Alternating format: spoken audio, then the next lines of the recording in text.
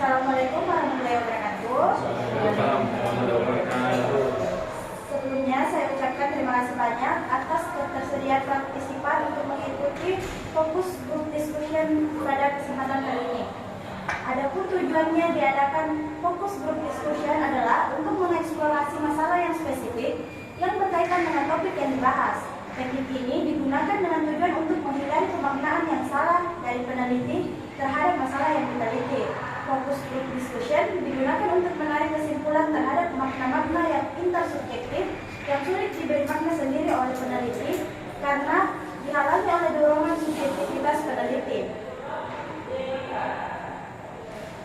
Sebelum lebih lanjut, saya meminta izin kepada seluruh partisipan untuk melakukan perekaman pada fokus group discussion kali ini.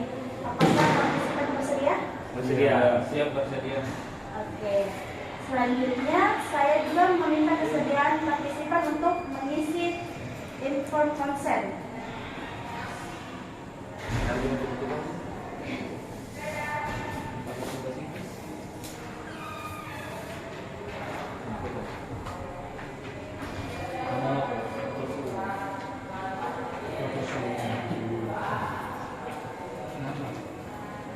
Bagus tulisan, biar bicara itu kan nanti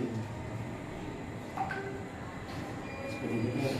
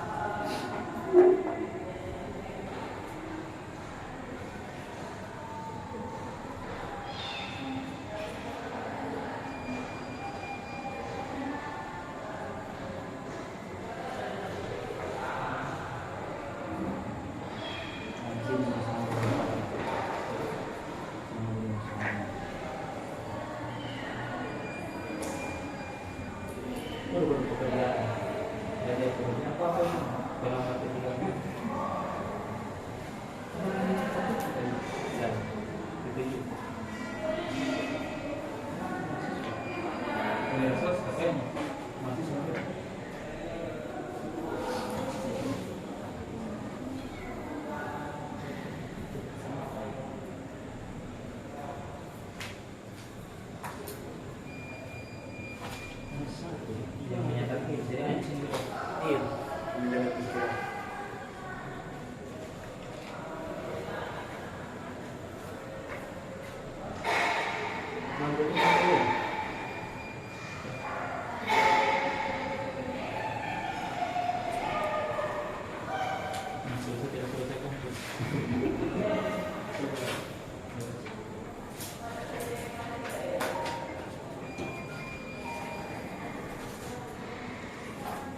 Target.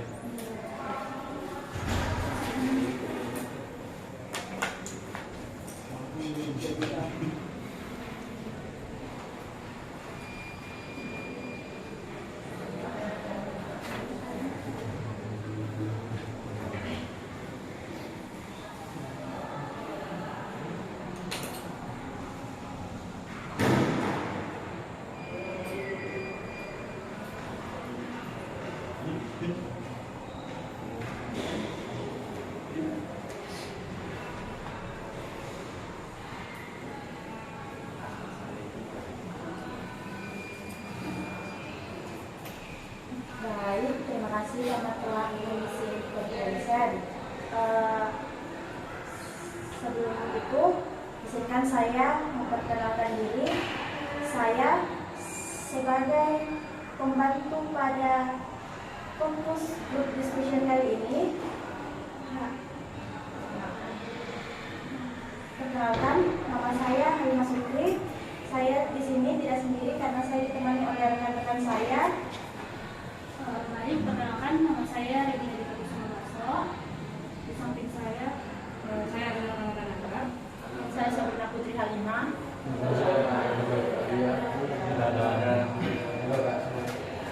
Oke. Tujuan fokus group discussion kali ini untuk menggali informasi lebih dalam terkait pengalaman partisipan terhadap penggunaan e-board sebagai alat bantu dalam pembelajaran. Sebelumnya Boleh partisipan memperkenalkan diri masing-masing, mungkin mulai dari Oke, baik, terima kasih atas kesempatannya. Izin memperkenalkan diri, nama saya Muhammad Samuel Najis. Salam kenal semua. Baik, perkenalkan nama saya Penosapa Muhammad Laksana, biasa dipanggil Putra. Perkenalkan, nama saya Muhammad Yusran Sabdi, bisa dipanggil Yusran. Perkenalkan, nama saya Ahmad, biasa dipanggil Alex. Ya, perkenalkan nama saya Yuda Pratama, biasa dipanggil Yuda. Halo. Kalau boleh tahu, kesibukan kakak-kakak sekarang ini apa sih, dan keseharian kakak sekarang bagaimana? Mungkin ada yang bersedia jadi pembicara pertama untuk hal itu. Iya, kalau kesibukan sekarang karena kemarin baru selesai menyelesaikan pendidikan profesi guru, 3 ini kami alumni PPGWNM. Jadi kalau kesibukan sekarang menunggu tes ketiga. Udah sibuk memang, makanya keseharian kami sekarang banyak makan dan tidur. Sama ngerti kan? Ya. Untuk kesibukannya sih sekarang sebagai mahasiswa angkatan 21. Iya. Oke, baik, mungkin untuk kesibukan saya saat ini jadi mahasiswa pertukaran di UNM Angkatan 2023. Kalau boleh, Kalau saya jurusan administrasi bisnis. Pendidikan IPS. Ini PPG PGSD, kalau ini PPG Sosiologi, saya PPG Sejarah. oke, terima kasih semuanya.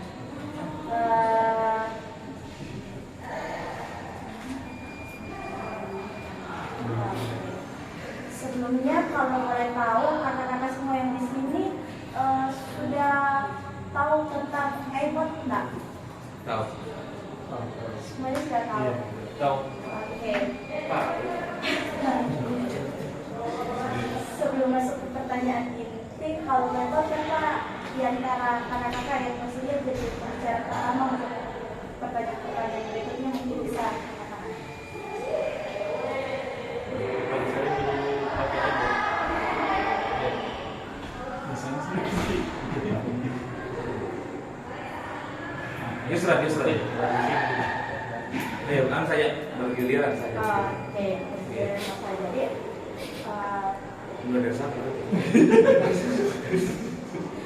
kalau tidak ada saya tunjuk misalnya. Ya, harus begitu. Ya. Oke. Nah, itu. Bisa dia tahu. Bisa lihat. Untuk AI sendiri itu pengalaman saya merupakan perkembangan dari AI, yaitu artificial intelligence, yang membantu untuk mempelajari banyak hal secara sederhana maupun kompleks. Iya.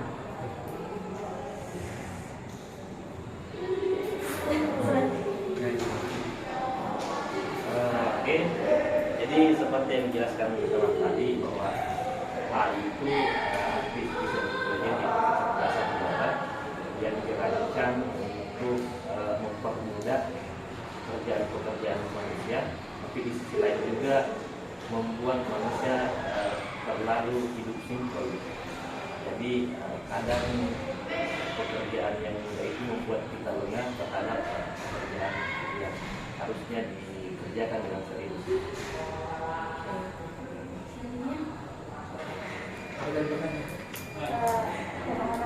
Pemahaman tentang AI. Ya, mungkin kurang lebih sama dengan teman-teman sebelumnya. Kalau saya bisa menambahkan, kalau saya pahami tentang AI itu, walaupun dia adalah kecerdasan, tapi dia adalah kecerdasan buatan manusia. Jadi satu hal yang saya pahami, sepintar-pintarnya AI dan pintar yang membuat AI itu manusia itu sendiri. Ya, terima kasih untuk kesempatannya. Untuk pengetahuan dasar saya sendiri terkait AI ini lebih mengarah kepada pengetahuan tambahan yang mempermudah kita sebagai manusia untuk mengetahui pengetahuan baru, atau lebih memperjelas atau menggabungkan pengetahuan apa yang kita ketahui sebelumnya dari aplikasi tambahan ini. Terima kasih. Oke, baik, terima kasih atas kesempatannya. Kalau dari saya sendiri setuju dengan pendapat teman-teman yang lain, bahwasanya itu kan program buatan manusia yang tujuannya itu untuk mempermudah kehidupan manusia dalam menyelesaikan sesuatu atau masalah. Mungkin sekian. Oke, dari jawaban kakak-kakak tadi, kakak sendiri menganggap bahwa iBot itu adalah suatu teknologi yang mempermudah manusia. Itu pemahaman kakak secara umum tentang iBot. Sekarang mau tanya bagaimana pemahaman kakak-kakak tentang iBot dalam konteks pendidikan.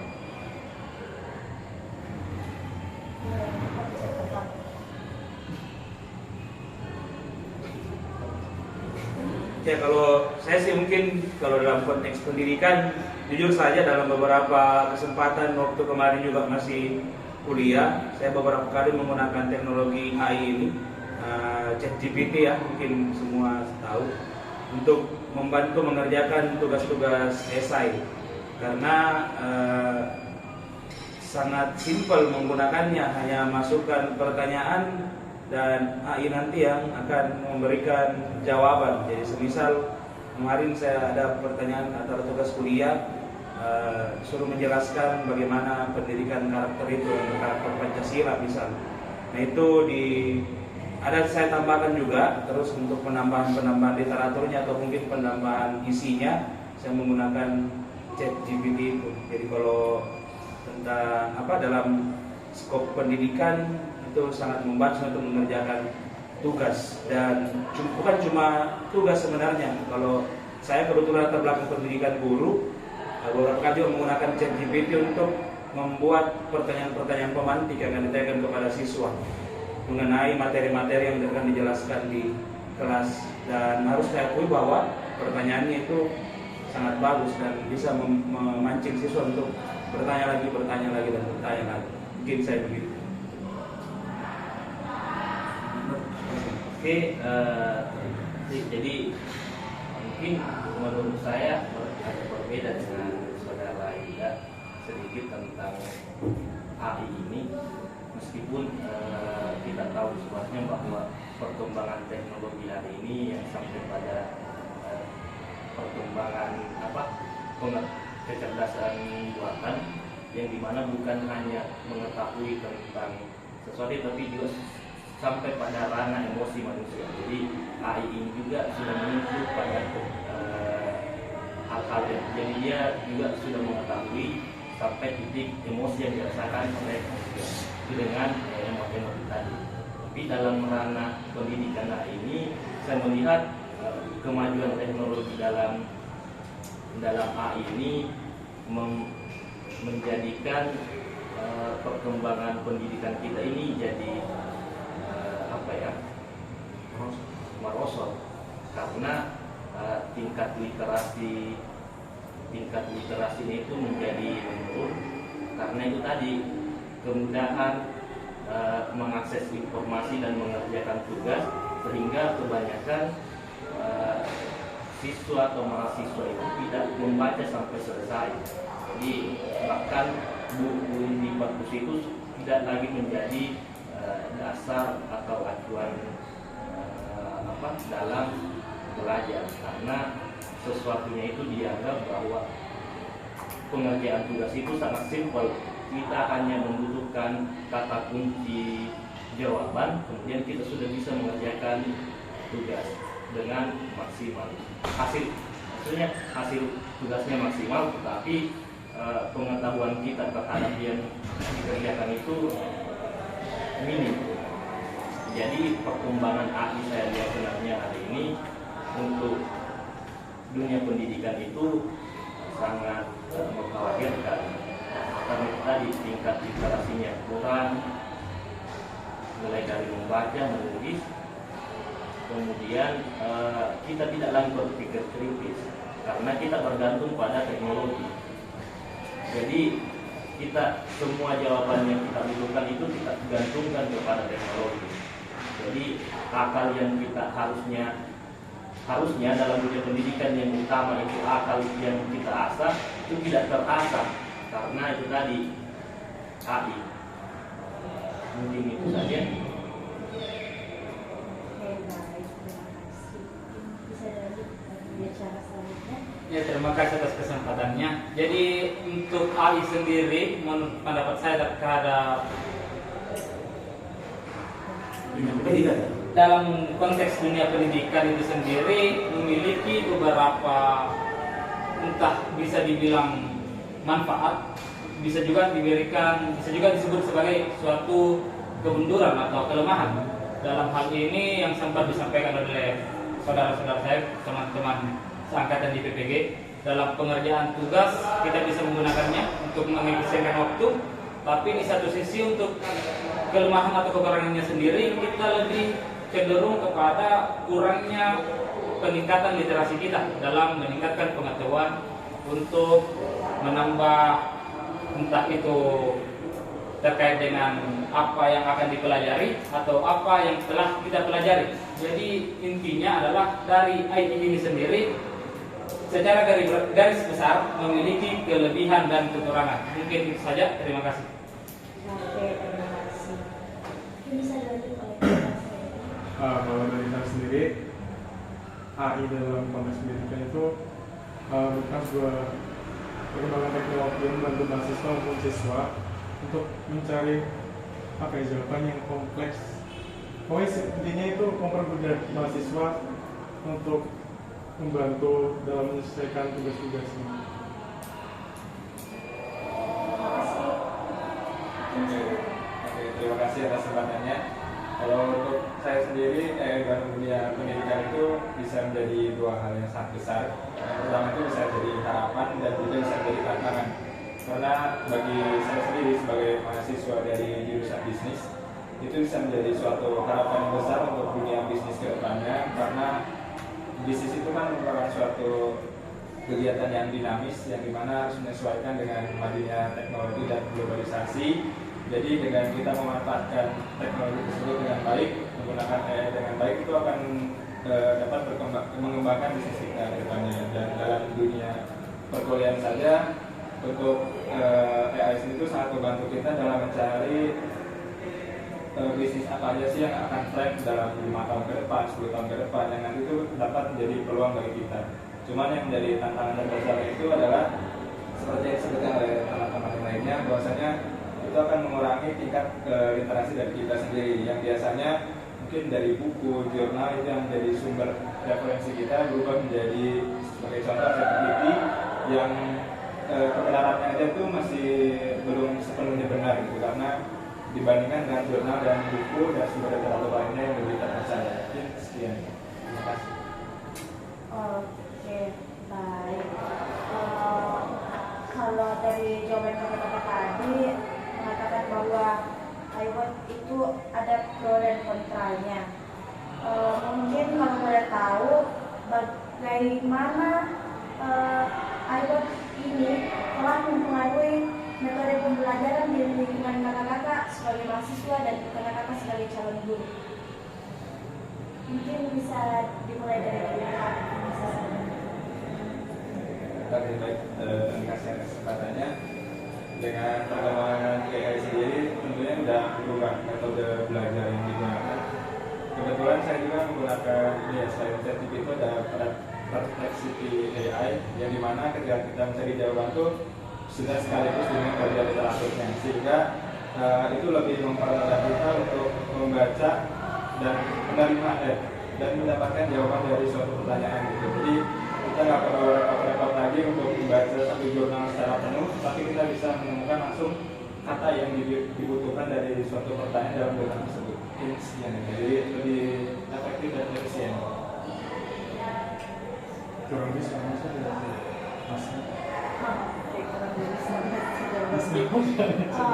Mungkin itu tadi jawaban dari kakak-kakak mahasiswa. Selanjutnya mau dengar jawaban dari kakak-kakak calon guru.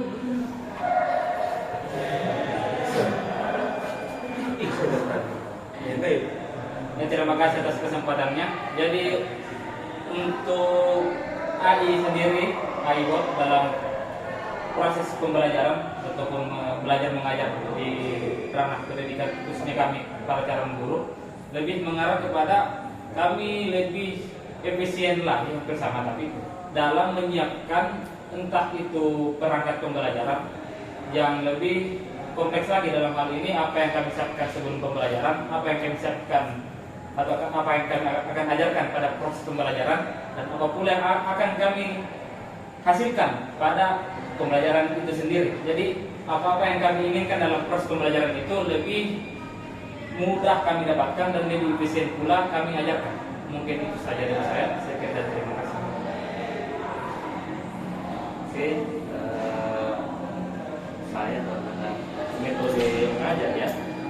Jadi perlu kita pahami bahwa metode pembelajaran abad 21 yang sekarang itu itu memang dianjurkan pada metode pembelajaran dengan mengacu pada kemajuan teknologi. Jadi itu tetap menekankan kepada kita tidak pernah, meskipun kita sadari bahwa kemajuan teknologi dan hari ini itu tidak bisa dibendung lagi. Jadi mau tidak mau proses belajar kita harus menggunakan teknologi. Jadi metode pengajaran yang hari ini itu diubah bahwa kita harus mampu menggunakan teknologi lebih biasa lagi. Jadi banyak aplikasi-aplikasi pembelajaran yang memudahkan peserta didik, atau kan awalnya seperti gadget ini, handphone itu dilarang di sekolah, tapi karena kemajuan teknologi, gadget ini tidak lagi dilarang, tapi dengan catatan dia dipakai harus saat jam pembelajaran dan dipergunakan dalam hal belajar. Jadi itu tadi metodenya itu dia harus dipergunakan dalam hal-hal yang positif, karena saya kira tadi sudah jelas ya, bahwa kemajuan teknologi hari ini itu mau tidak mau kita sudah merasakannya. Terima tidak terima, teknologi akan terus berkembang. Yang harus kita rubah adalah cara berpikir kita, apakah teknologi ini kita hindari atau kita terima dengan catatan kita harus dewasa dalam menggunakannya. Tadi memanfaatkan teknologi dalam pembelajaran ya banyak, seperti AI itu meskipun dia mempermudah kita, mempermudah kita dan kadang membuat kita lengah dalam belajar, tapi AI juga itu membuat referensi kita menjadi kaya. Kita mengakses informasi lebih cepat. Jadi mungkin hal-hal yang positif seperti itu yang harus kita tingkatkan dan kita mengurangi hal-hal yang negatifnya. Kayak tadi tugas asal jadi itu kita hindari. Tetapi bagaimana cara mengakses tugas lebih kaya lagi itu menggunakan AI tadi. Mungkin itu saja. Ya. Ya, kalau saya sebenarnya lebih hampir sama dengan teman Yudi tadi. Jadi pengaruhnya dalam bidang pendidikan khususnya bagi kami calon guru di sekolah itu lebih kepada efisiensi dalam mempersiapkan perangkat-perangkat pembelajaran, dan juga lebih dalamnya sebenarnya kami lebih mudah, khususnya saya guru sejarah, lebih mudah menampilkan gambar atau mungkin potongan video atau apapun itu kepada siswa menggunakan teknologi AI ini. Harus jadi dipahami bahwa artificial intelligence itu tidak hanya berkaitan dengan ChatGPT dan sebagainya yang teks, tapi harus kita pahami bahwa seperti Canva, Adobe dan sebagainya itu kan juga mereka pakai AI, khususnya Canva. Nah itu juga sangat membantu bagi saya untuk mempersiapkan media-media presentasi kepada siswa, jadi lebih menarik, siswa lebih senang untuk belajar, apalagi mata pelajaran sejarah yang terkenal dengan bosannya. Itu saya bisa menciptakan kondisi pembelajaran yang lebih menarik dan membuat siswa tertarik untuk belajar karena adanya AI dari Canva ini. Jadi secara garis besar pengaruhnya ya seperti juga dijelaskan tadi teman, bahwa ada baiknya ada buruknya. Baiknya ya lebih efisien, terus juga lebih mengikuti perkembangan teknologi. Kita bisa setara dengan siswa mengenai teknologi, tapi kekurangannya adalah ya siswa kehilangan proses untuk mendapatkan sesuatu. Kalau kita dulu mendapatkan sesuatu ya ke perpustakaan misal cari buku, mau tahu bahasa Inggris apa arti kata ini dalam bahasa Indonesia, cari kamus. Kalau siswa sekarang ya tinggal satu kali klik ketik kata-katanya selesai. Jadi mungkin lebih kepada kehilangan proses untuk mendapatkan sesuatu ini. Oke. Selanjutnya, menurut kakak-kakak sebagai mahasiswa dan kakak-kakak PPG, apa aja sih tantangan utama penggunaan e-board dalam meningkatkan kualitas pendidikan kakak-kakak? Mungkin dimulai dari Yudi.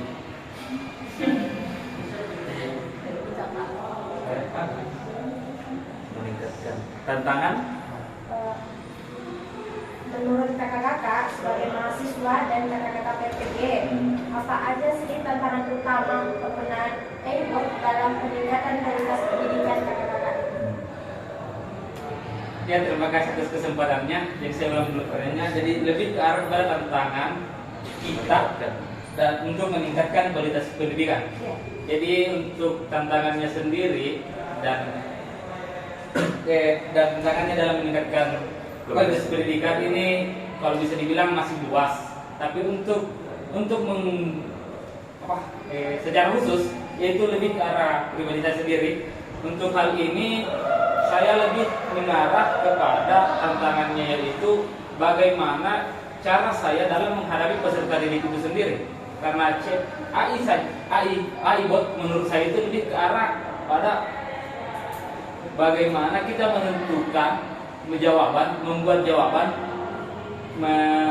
merealisasikan jawaban yang ada atau yang dibuat oleh manusia sendiri yang dibuat dalam aplikasi itu. Jadi cara kita hanya lebih menekankan kepada bagaimana siswa lebih berproses lagi, lebih meningkatkan gairah atau bisa dibilang lebih tertarik lagi dalam belajar. Dan yang terakhir itu lebih ke arah bagaimana kita sebagai calon pendidik dan mahasiswa sendiri lebih menjaga apa yang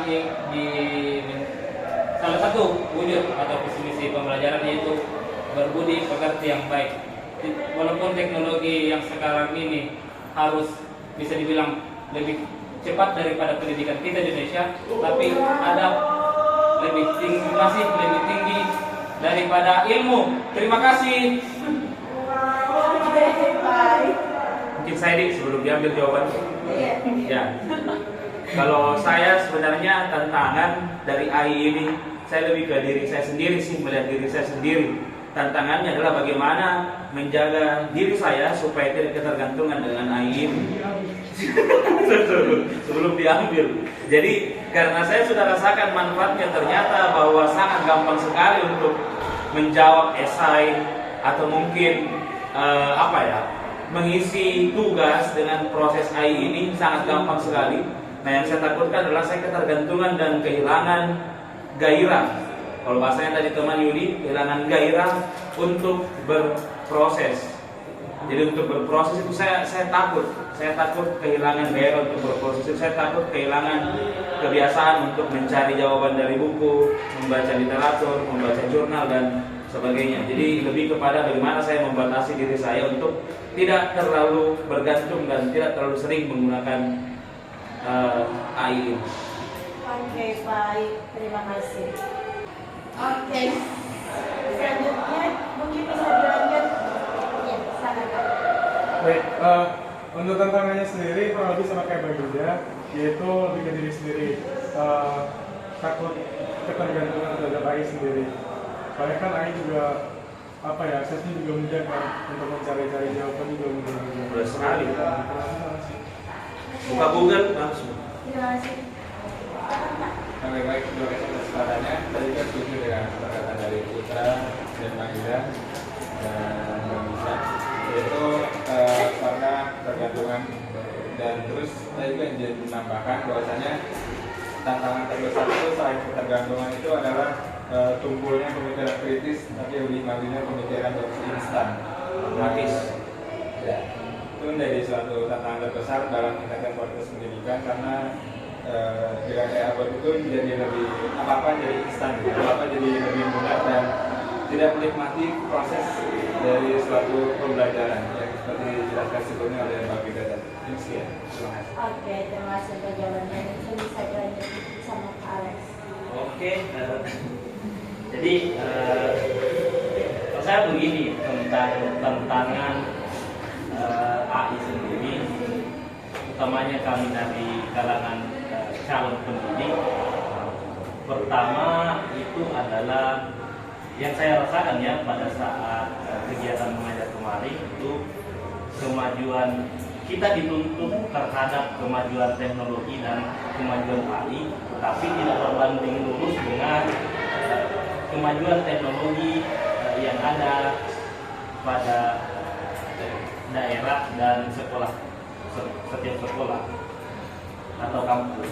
Jadi kita dituntut bahwa pendidikan di abad 21 ini itu harus sesuai dengan kemajuan teknologi, tapi fasilitas terhadap teknologi ini itu kurang. Jadi yang kalau saya sendiri sebagai guru yang saya rasakan di sekolah itu tantangannya pertama itu tadi kita dituntut bahwa hari ini dikatakan sudah pada modern kita menggunakan teknologi, tetapi kemajuan teknologi itu hanya dirasakan dalam lingkungan kota atau tidak menyentuh pada daerah-daerah kecil, sehingga kami sebagai pendidik dalam wilayah lingkungan sekolah-sekolah kecil itu sulit dalam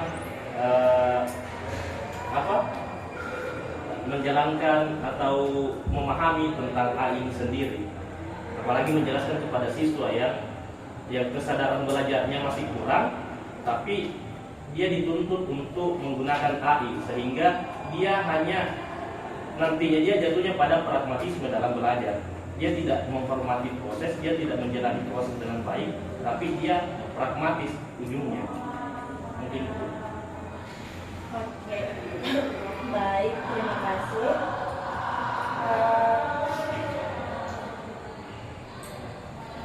Tadi Kakak sudah menjelaskan terkait tantangan-tantangan dalam penggunaan iBot. Selanjutnya, kalau boleh tahu bagaimana Kakak bagaimana respon kakak-kakak sebagai mahasiswa secara pribadi dan kakak-kakak PPG terhadap teman-teman atau terhadap orang-orang sekitar yang menggunakan iBot dalam pembelajaran mereka, yang apa-apa tuh pakai AI, walaupun pertanyaan sederhana tetap mengandalkan AI. Saya ya mungkin jadi kalau saya terhadap orang-orang yang sangat tergantung terhadap AI itu sangat kasihan. Pertama, dia tidak mensyukuri nikmat yang paling besar yang Tuhan berikan kepada manusia, itu akal dalam berpikir, dalam mengolah informasi. Tapi akal yang mulia ini dia gantung, kemudian dia bergantung kepada AI. Jadi dia tidak menggunakan akalnya, tapi dia bergantung kepada AI. Tapi saya tidak kurang setuju tuh. Dia pakai akalnya untuk mengakses AI. Tuh. Dia dukun. Tidak, akal itu ketika dia dipakai dalam pragmatisme dia tidak akan tajam. Oh, maksudnya prosesnya. Oke. Mungkin dari taraf lain ada yang menambahkan. Ya, kalau saya mungkin tadi agak sedikit berbeda dengan teman di sebelah. Saya sebenarnya melihat kepada ada dua sisi. Kalau saya balik lagi, yang pertama, yang pertama adalah ya saya sebenarnya sedikit menyayangkan karena dia kehilangan sebuah titik yang namanya proses itu. Jadi dia tidak melewati satu titik proses untuk mendapatkan sesuatu. Sangat sedikit menyayangkan lah. Tapi di satu sisi saya juga menaruh kekaguman kepada teman-teman yang bisa mengoperasikan artificial intelligence secara maksimal. Karena kita tahu bersama kemajuan teknologi adalah hal yang mutlak, dan menurut saya siapa yang mampu menguasai teknologi, ya dia akan siap untuk masa depan. Nah, kalau di masa sekarang, di saat pendidikan kita baru mengenal yang namanya penggunaan AI, tapi sudah ada teman-teman kita mungkin yang bisa memaksimalkan potensi dari AI tersebut. Saya sebenarnya sedikit ada kemauan untuk belajar sama dia bagaimana caranya untuk memaksimalkan. Namun di satu sisi juga itu tadi, bagaimana saya bisa membatasi diri atau bisa mengurung sedikit hasrat saya untuk tidak kehilangan satu titik yang namanya proses tadi. Jadi jangan sampai pragmatis, namun jangan juga terlalu kuno dalam melihat cara untuk mendapatkan sebuah pengetahuan. Tidak update. Ini kemana? Ya, terima kasih atas kesempatan yang diberikan. Jadi untuk pendapat saya sendiri terkait teman-teman atau orang dekat saya yang tergantung kepada AI, itu pada pertanyaannya ini sendiri masih, untuk menurut saya cakupannya masih luas, karena AI sendiri kita bisa bedakan kayak teman yang tadi jawaban yang awal terkait dengan bisnis, kita bisa masukkan juga terhadap pendidikan, dan bisa juga kita masukkan dalam sosialisasi. Dan untuk hal ini terhadap teman-teman atau orang dekat saya tergantung pada AI sendiri, lebih mengarah kepada bagaimana mereka menggunakan AI itu sendiri, di mana posisinya, di mana tempatnya, dan untuk apa mereka gunakan. Jadi ini lebih mengarah kepada bagaimana setiap orang menggunakannya sesuai dengan kodratnya masing-masing. Apa yang mereka butuhkan mereka buka dengan AI, apa yang tidak butuhkan lebih ke arah pada belajar sendiri-sendiri lagi, otodidak. Dan mungkin saya terima kasih. Selanjutnya mungkin Kalau saya sendiri respon terhadap teman-teman saya yang menggunakan AI, apa ya? Biasa aja sih. Tidak respon sama sekali. Karena menggunakan sehari-hari. Ya kan, dia juga menggunakan ya. Ya. Kita juga bisa melakukan juga. Ya. Ini nggak bisa. Jadi masing-masing aja gitu. Ya, nggak salah sih, nggak salah. Tidak salah. Itu yang bilang tadi Yudi, tergantung penggunaannya sebenarnya. Tergantung ya tempatnya di mana, orangnya kayak gimana, digunakan aja.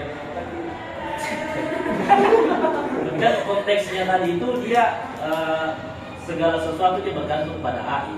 Iya. Konteksnya seperti itu. Jadi bukan penggunaan AI-nya, tapi dia bergantung hal-hal yang kecil saja yang dia juga bergantung pada AI. Yang seharusnya hal-hal yang tadi itu harusnya bisa dikerjakan tanpa bergantung pada AI. Dia harus bergantung pada AI. Itu menandakan bahwa kerja-kerja kami itu tidak difungsikan, hanya berfungsi kepada AI. Tapi kan orang-orang sendiri memiliki jawaban tersendiri lagi. Maksudnya dalam hal ini, ketika Anda ingin melaksanakan sebuah pekerjaan rumah yang notabene-nya rumah tok, maksudnya memperbaiki pintu, itu kan membutuhkan waktu yang cukup lama. Ketika kita ingin secara otodidak, harus ke perpustakaan lah, harus mencari jurnal lah. Tapi untuk AI sendiri kan kita bisa langsung ketik, klik, selesai ada jawabannya. Misalnya kapan orang kecil, apa kamu harus kalau perbaiki pintu? Ada saja kan kayak presisinya gitu. Oh iya. Gimana? Dan saya tahu lebih sebenarnya kayak kalau lihat tadi HTML terus dia pakai AI. Kalau kita lihat secara luas tuh, HTML itu contohnya bisa membersihkan rumah dan mobilan. Kan sekarang ada tuh vacuum cleaner yang jalan sendiri. Itu kan pakai AI itu tuh. Berarti kan dia pakai artificial intelligence itu. Nah, kalau saya lebih melihat, kita itu bilang bagaimana dia memaksimalkan dirinya dalam menggunakan teknologi untuk mengerjakan sesuatu. Cuman balik lagi, bagaimana kita sebagai individu membatasi diri kita untuk tidak terlalu bergantung. Nah, tapi kalau pertanyaannya tadi, apa responnya kita sama orang? Ya, saya agak setuju dengan teman yang tadi ini. Ya, biarkan itu sih hidup-hidupnya pergi. Tidak begini, sebenarnya konteks yang kita maksud sebenarnya berbeda. Jadi kalian menganggap bahwa hal-hal yang bersentuhan langsung dengan kehidupan. Oke lah, ketika dia harus buka AI ketika ingin memperbaiki pintu, dia tutorial gitu. Tapi yang paling bersentuhan dengan kita itu ketika dalam forum diskusi kelas saja menjawab pertanyaan itu kita harus ambil gadget menjawab pertanyaan. Padahal itu pertanyaan yang sederhana. Ya menurut sederhana, sebetulnya dia susah. Dia sederhana dalam kadar mahasiswa. Ya berbalik lagi kemampuan individunya masing-masing orang beda. Tidak, kadar mahasiswa dan SMA itu berbeda. Tapi kadang dia hal-hal pengertian tentang apa itu maksudnya apa sejarah kita dalam kelas ini siswa. Tidak, dalam lingkup mahasiswa sendiri kan? Diskusi kelas itu kita saya jurusan sosiologi. Ada pertanyaan terkait kelompok kita apa yang dimaksud itu sosiologi. Kalau sudah jelas itu jurusan kita masih buka AI apa itu pengertian sosiologi. Jadi sosiologi menurut Sarjono Sukanto itu masih dibuka gadget dan masih kutipannya orang yang dibaca. Itu menandakan bahwa kita kita sangat bergantung dengan gadget dan AI dan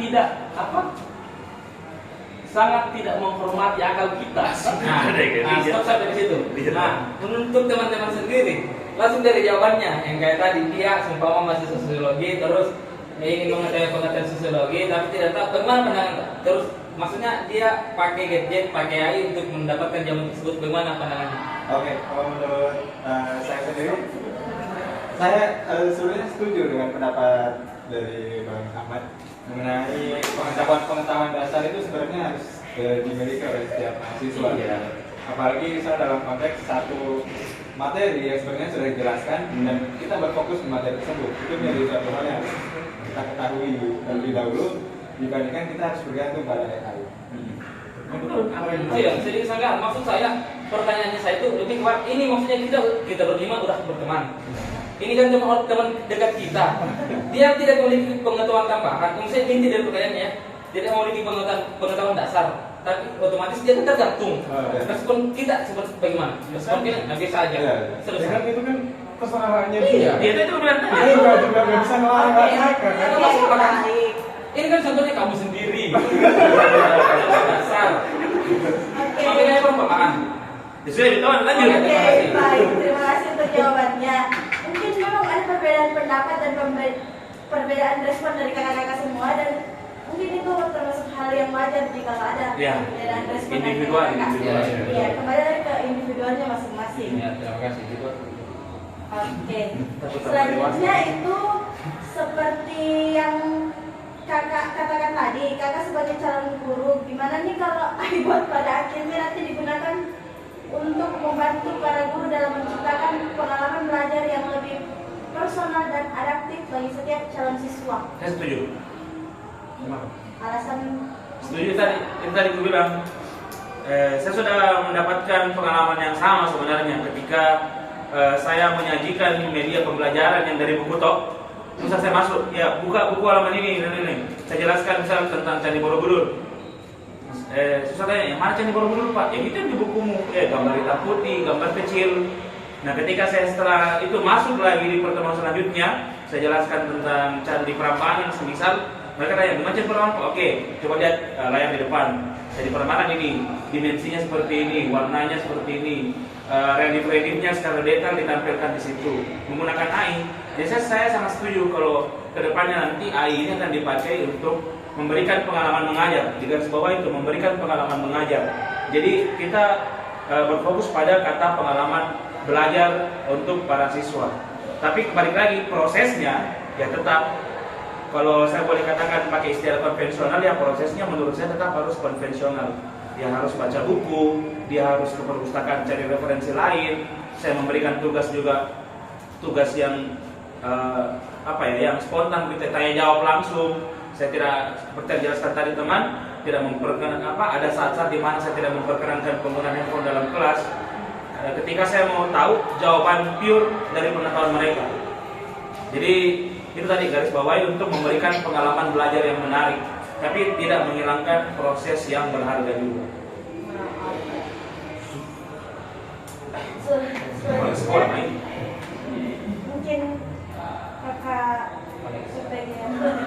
Dia Alex kasih panggil Ahmad Nur juga. Apa tadi pertanyaan itu? Pertanyaan itu bagaimana kalau iPhone pada akhirnya nanti digunakan untuk membantu para guru dalam menciptakan pengalaman belajar yang lebih personal dan adaptif bagi setiap calon siswanya. Itu tadi yang saya jelaskan tadi, bukan seperti itu. Bagaimana kalau dia menjadi adaptif? Kalau itu yang diharapkan dalam dunia pendidikan saat ini, teknologi itu menjadi harapan untuk kemajuan teknologi hari ini. Itu tadi diharapkan untuk menjadi adaptif. Jadi dia tidak dipungkiri bahwa teknologi itu berkembang dan dia tidak harus ditolak. Tapi dia harus bisa dipergunakan dalam pembelajaran. Itu tadi dia harus adaptif, Harus mengikuti perkembangan zaman.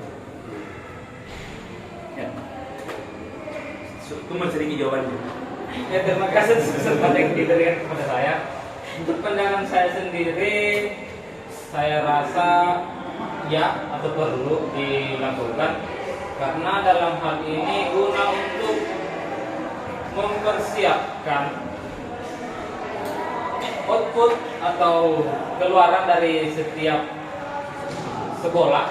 Dalam hal ini bagaimana kita bisa membuat peserta didik itu mampu mengetahui suatu tempat, benda ataupun hal-hal yang lain yang mereka hanya dapat lihat di TV, tapi kita bisa pelajarkan atau ajarkan di dalam kelas dengan menggunakan kayak yang Kayu tadi sampaikan, menggunakan proyektor. Tapi terlepas dari itu, hal-hal yang perlu kita dalam hal ini tandai dalam tanda kutip, maksudnya lebih ke arah hampir sama dengan Kayu, prosesnya apa yang harus kita lihat, bagaimana cara kita menghadapi peserta didik, karena namanya peserta didik memiliki sifat dan karakter yang berbeda-beda. Jadi bagaimana cara kita untuk bisa mengetahui dan lebih memberikan peserta didik ruang yang lebih banyak untuk mampu menyatakan apa-apa yang mereka tidak ketahui, dan kita pula dapat membantu dengan AI itu sendiri. Mungkin itu mungkin saja dari saya. Terima kasih. Oke, terima kasih jawabannya kata-kata PPG. Mungkin itu tadi jawaban dari kata-kata PPG. Sedangkan kakak-kakak sebagai mahasiswa, gimana kalau kakak mendapatkan dosen kakak sendiri menggunakan iPhone dalam proses belajar mengajar, sedangkan dosen tersebut melarang kelas melarang kelas proses penggunaan iPhone dalam proses pembelajaran, terutama dalam menjawab soal. Nah, bagaimana tanggapan kakak-kakak terkait hal itu? Apakah kakak akan protes atau menegur? Mungkin Kalau saya sendiri sih prima-prima. Loh, iya kan kita juga bisa ngelarang dosen juga kan? Karena mau dikasih nilai gue sama dosen. Iya, Betul. Realistis, kalau realistis. mungkin ada undang-undang tersendiri Kalau di lembaga dalam. jelas pasti ada. Cuma kan kita sebagai mahasiswa juga gak bisa melawan dosen juga kan. Atau ya mau gak mau ya harus terima. Terima. Oke, terima kasih. Selanjutnya, Kak.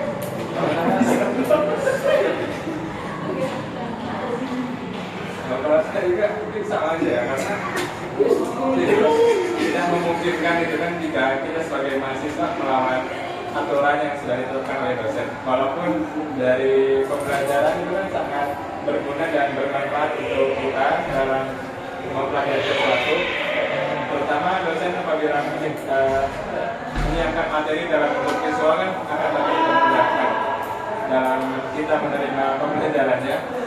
Tapi jika dosen sendiri membatasi kita dalam penggunaan AI dari hati sendiri itu pasti mungkin agak merasa tidak adil ya, karena dosennya pun menggunakan, kenapa kita yang enggak gitu. Cuman ya realistisnya tidak memungkinkan jika kita harus melawan dosen atas aturan tersebut.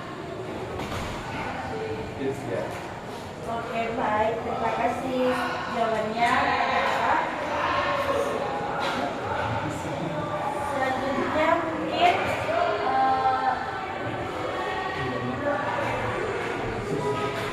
apakah kakak-kakak di sini pernah merasa bahwa itu telah meningkatkan kualitas pembelajaran? Kalau pernah, kenapa? Meningkatkan Kualitas pembelajaran. Pernah sih. ya, kalau kita Soalnya kan pakai AI di sini kan kita juga bisa mencari referensi jurnal juga kan dari AI itu Iya. sendiri. Iya gitu. Oke. Terima kasih jawabannya, Kak. Mungkin Mungkin kalau dari saya sendiri sebagai mahasiswa melihatnya pernah juga, karena secara tidak langsung kan perubahan airport itu mempermudah mahasiswa dalam belajar. Menjadi lebih cepat juga dalam kita memahami suatu materi. Jadi secara tidak langsung itu sangat membantu dan meningkatkan pembelajaran mahasiswa. Ya. Oke, terima kasih. Mungkin selanjutnya kita, Kak. Ya, terima kasih atas kesempatan yang diberikan kepada saya. Jadi untuk saya sendiri itu pernah juga, dan salah satunya itu untuk proses perkuliahan waktu mengikuti program PPG dan juga waktu saat melaksanakan proses belajar mengajar waktu PPL kemarin. Jadi lebih ke arah pada bagaimana pembelajaran saya itu bisa berjalan dengan efisien. Tapi di satu sisi yang saya sangat masih sayangkan itu lebih kepada prosesnya sendiri, bagaimana peserta didik saya sendiri itu belajar. Mungkin saja, terima kasih. Oke, baik. Terima kasih, Kak. Mungkin selanjutnya lagi. apa tadi lagi itu? Bagaimana iPod ini meningkatkan kualitas pembelajaran? Apakah meningkatkan Pernah bagaimana? merasa meningkatkan kualitas pembelajaran kakak? Kalau saya merasa bahwa ini tidak meningkatkan kualitas pembelajaran, menurunkan kualitas pembelajaran. Jadi kita lihat saja pada masa COVID kemarin, di mana semua proses pembelajaran dialihkan dalam hal daring dan bergantung pada AI dalam proses belajar. Tapi nyatanya, apalagi dalam hal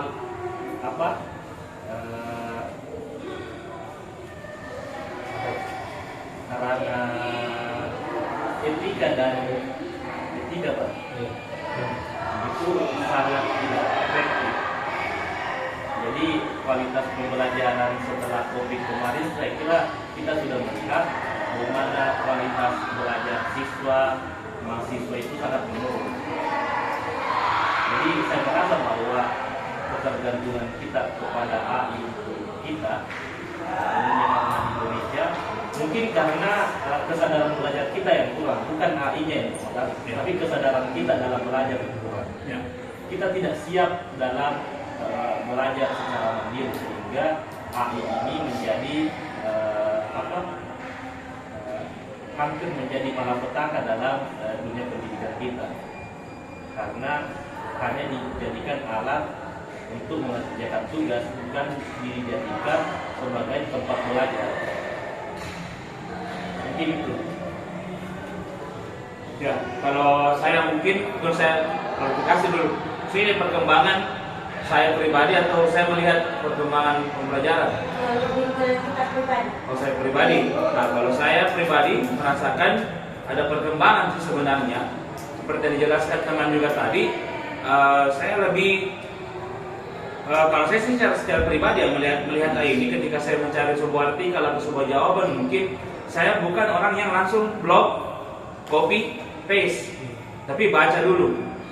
Baca kalau sesuai dengan apa yang saya cari, sesuai dengan apa yang saya butuhkan, baru saya masukkan dalam taruhlah tugas saya atau apa yang ingin saya kerjakan. Tidak betul lagi. Jadi seperti itu. Kalau ceritanya apakah ada peningkatan, ya ada peningkatan karena saya menemukan sumber belajar yang baru lagi. Ya selain tadi buku, jurnal dan sebagainya, sumber belajar baru adalah dari AI ini. Sama kalau khususnya mungkin sini ya ChatGPT tadi. Kalau berkaitan dengan AI lain ya kayak Canva, ya belajar lagi, belajar edit, belajar menggunakan teknologi secara maksimal dan sebagainya. Mungkin seperti itu kalau saya.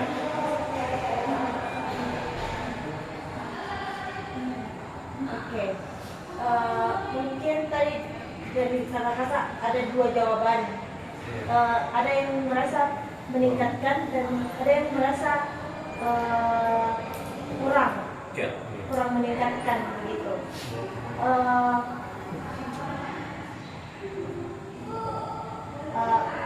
Tadi Kak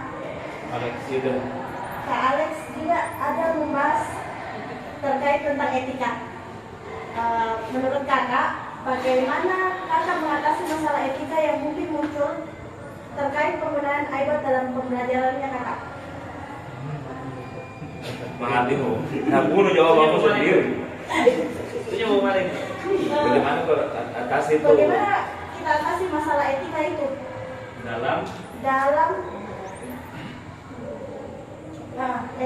masalah etika yang muncul terkait penggunaan iPad dalam pembelajaran Pak. Pertama itu tadi kita tidak karena kesadaran belajar kita belum sepenuhnya terbangun, sehingga kita tidak bisa menggantungkan semua kos belajar kita terhadap teknologi. Jadi ada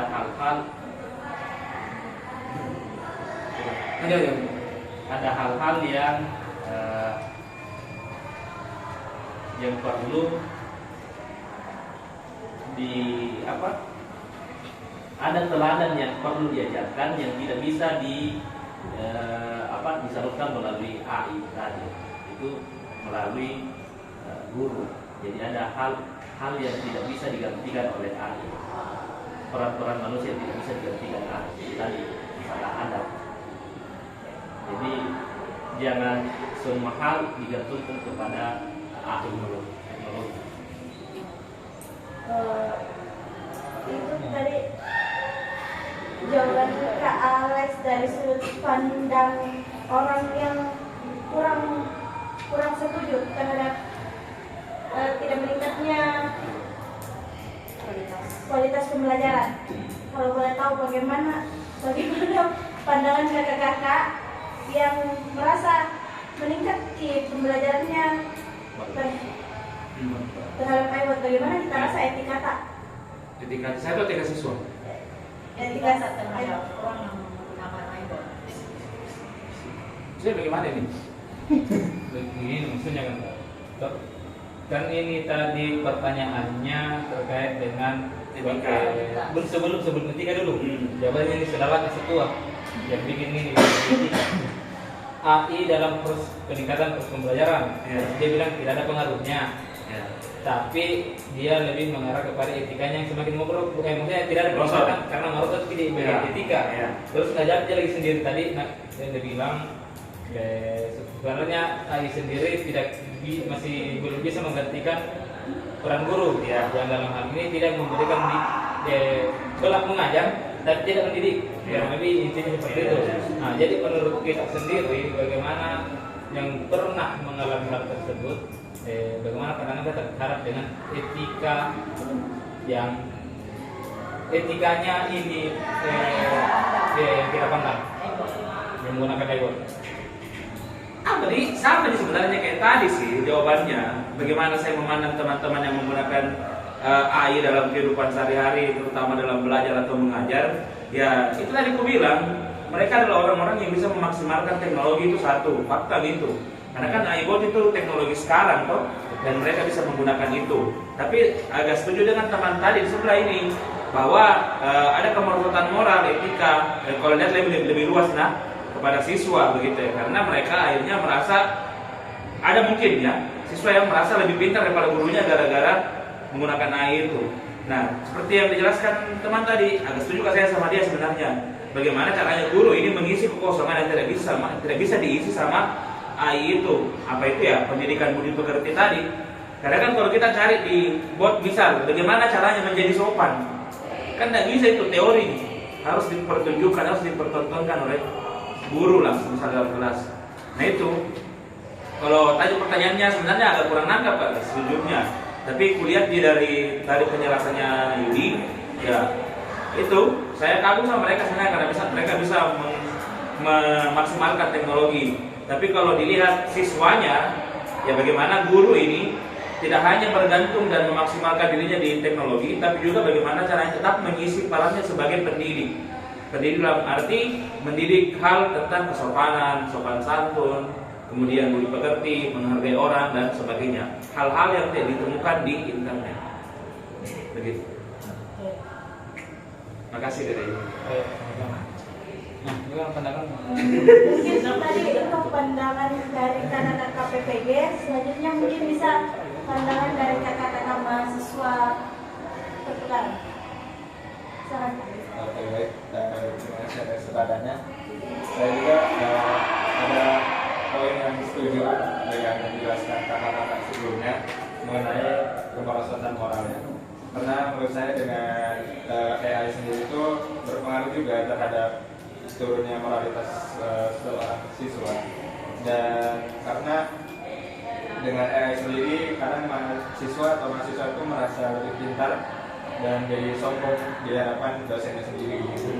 Dan selain itu juga dengan adanya guru itu jadi sosok yang dapat merangkul siswa tersebut untuk memiliki pribadi yang lebih baik lagi, karena pada dasarnya kan guru itu digugu dan ditiru, dan itu menjadi suatu istilahnya seseorang yang dapat membantu dari siswa-siswa yang tersesat atas kemajuan dari AI itu sendiri. Sekian. Oke. Mungkin ada tambahan dari kakak Putra.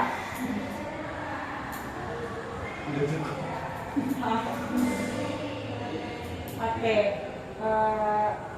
Sekarang kita masuk ke pertanyaan terakhir. Bagaimana pendapat kakak-kakak PPG dan kakak-kakak mahasiswa pertukaran terkait keamanan dan privasi data dalam penggunaan iPad dalam pembelajaran? Kan kalau mau pakai AI itu kita harus login pakai email, dan pas kakak pernah merasakan was-was saat menggunakan atau memasukkan email kakak untuk menggunakan aplikasi tersebut? Kalau saya sendiri menggunakan AI, kalau saya sih enggak, soalnya saya pakai email kedua, jadi buat email lagi, jadi sehingga yang memungkinkan data saya itu aman gitu. Yang connect ke Twitter juga. Beda itu. Ada lagi gitu. Ya kalau asal sih enggak sih. Oke, enggak was-was ya. Ya kalau menurut saya, kalau saya sendiri sebenarnya was-was, karena setahu saya tidak ada sistem yang benar-benar aman di dunia ini. Terus dan orang terkaya di dunia ini saat itu adalah orang-orang yang memiliki banyak data. Dan contohnya itu dari anggap saja media sosial dan AI itu kan mengoleksi data-data dari setiap manusia yang ada di dunia. Dan itu menjadi mereka itu bisa memunculkan potensi yang membahayakan dari diri kita, entah itu dari suatu bisnis, dari dunia kesehatan, ataupun dari dunia pendidikan. Mereka bisa memberikan suatu kritikan dari salah penyalahgunaan informasi tersebut, sehingga itu yang menjadi hal-hal yang was-was bagi kita, karena sebenarnya data kita itu terancam, dan bahkan sempat juga data kita dijual kan.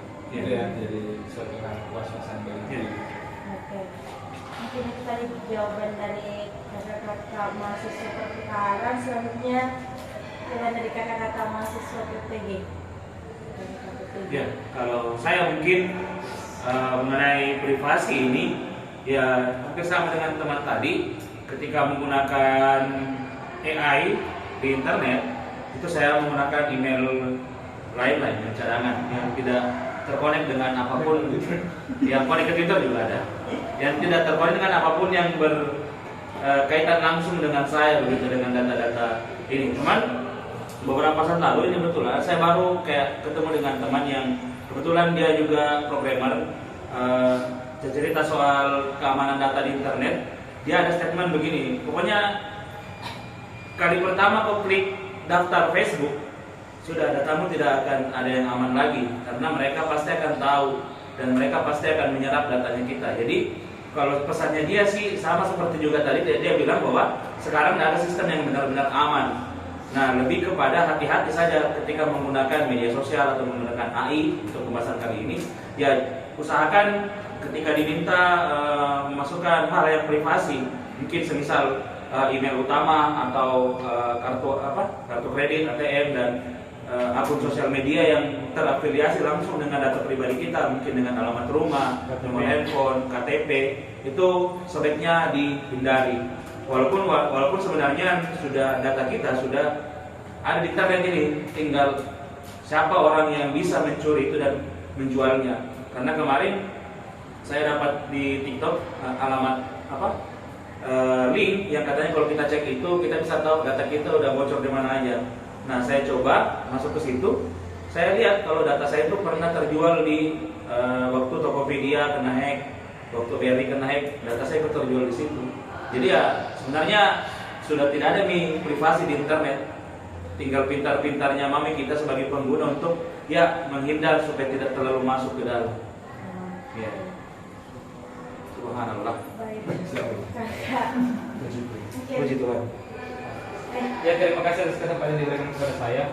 Untuk saya sendiri itu tidak ada keraguan di dalamnya. Karena dalam hal ini hampir sama dengan apa yang disampaikan samping kanan saya dan Kaida, lebih ke arah menggunakan email cadangan sih. Karena terlepas dari apa yang dikatakan dari teman dari mahasiswa PNF dan dari Kaida juga terkait dengan kebocoran data kita, dan itu kan juga termasuk dalam, kalau tidak salah, korupsi juga kemarin gitu, apalagi di KTP sama semua. Jadi lebih ke arah bagaimana kita menyikapi ataupun siap dalam ingin menginput data ataupun ingin membuat sebuah akun dari saya. Dan untuk kaitannya dengan AI sendiri,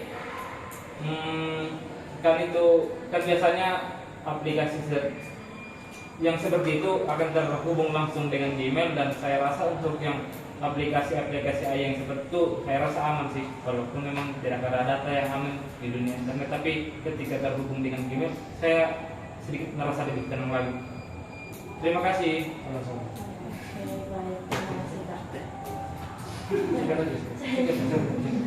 Oke, kalau saya sendiri tentang data di internet itu sama dengan bahwa semua data yang masuk dalam internet itu pasti mudah didapatkan serta mudah bocor. Tapi yang perlu dipahami bahwa kita harus pintar juga bahwa hal-hal yang sensitif itu jangan dimasukkan dalam data kita, data pribadi kita. Jadi meskipun nanti data kita bocor itu tidak ada ya pengaruh besarnya terhadap kita. Mungkin itu saja. Mengantuk. Baik, kakak, mungkin sekian pertanyaan dari kami.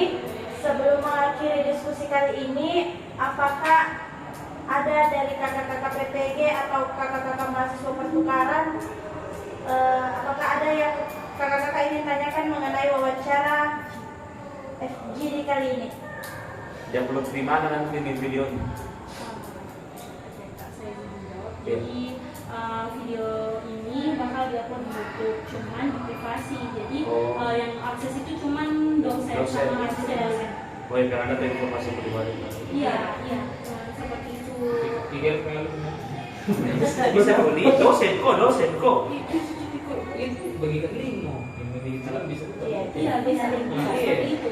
Itu yang nomor berapa tuh? Saya dosen kalau ada. Masih ada yang mau ditanyakan? Saya kata apakah keamanan data yang hari itu Paranoid juga orang tua itu. Aman lah. dijamin atau tidak? Itu Iya, jadi kan kita sebagai mahasiswa psikologi sangat menjunjung tinggi data Responden. ya, responden Iya. yang kita pilih, jadi aman. Nah, saya akui tahu, waktu saya saat itu berpekan di wawancara sama psikologi, lumayan makan siang, Pak. Cocok. Oke. Mau bertanya lagi? Kalau karakter muka ini orang jahat atau orang baik? Bener lagi. Mungkin itu di luar dari Iya tahu, tidak bisa tahu. Kalau Pembahasan bukan untuk pendidikan. tanya, sebentar nih, ini itu ditanya. Sudah jam 11 kasihan. Kalau tidak ada pertanyaan terkait